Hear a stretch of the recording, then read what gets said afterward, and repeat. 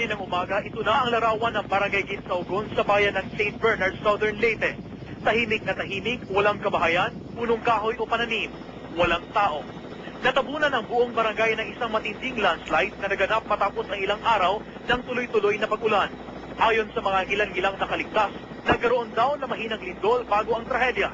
At makalipas daw ng ilang segundo, nagbubulungan na ang mga malalaking bato mula sa katabing Mount Budlingin at natabunan ng lupa ang buong barangay.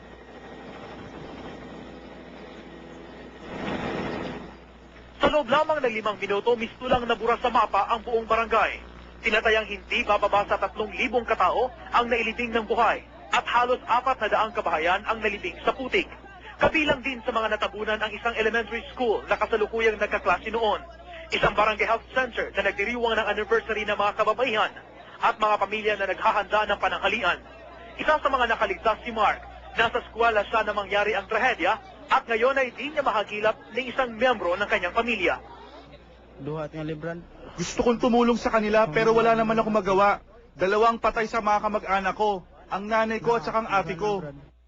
Nahirapan ang mga tao dito na iligtas ang kanilang mga kababayan dahil nga dito ay isang napakalawak na ilog at saka napakahirap para sa kanila na tumawid at tingnan kung ano ang mga nangyari doon sa naturang barangay. Sa ngayon ay kanina lang inaasahan na mayroong mga tao na tutulong sa kanila, lalo-lalo na ibang lokal na pamahalaan sa buong bansa. Payloader ang ginagamit ng mga taga-Karatig barangay sa pagkuha sa mga nakaligtas at ilang bangkay.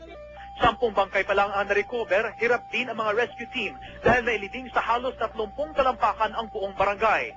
Tarampatang tulong kung saan man ito makuha ang hiling ngayon ng mga taga-Leyte. Sana at saka yung mga matataas doon, ni GMA, lahat ng cabinet members, lahat ng senators at congressmen, kung may tutulong kayo, tutulungan mo na kami. Lalo ngayon, mahirap. We need equipment. At saka ngayong gabi, kailangan namin ng ilaw. Yung mga tao nandito sa poblasyon, muwi na kayo kasi walang tubig. Rico Lucena, Patrol ng Pilipino, St. Bernard, Southern Leyte.